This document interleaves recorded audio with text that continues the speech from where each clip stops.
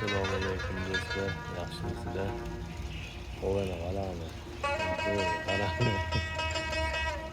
Yomg'ir yog'ib turibdilar. Ha, nima qo'ychi? Bizi o'zimizda yugullagan chiqamiz.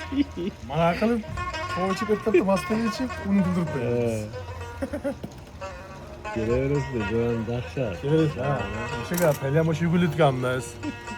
Yugurlamasak mana qilib, choy ichib qo'yamiz mastamiz, endi mastamiz ham keladi. Masta tushmasdan oldin kelamiz. Mana yomg'ir zo'r, qo'g'i dahshat. Hiç yoksa masta ichgan kelina.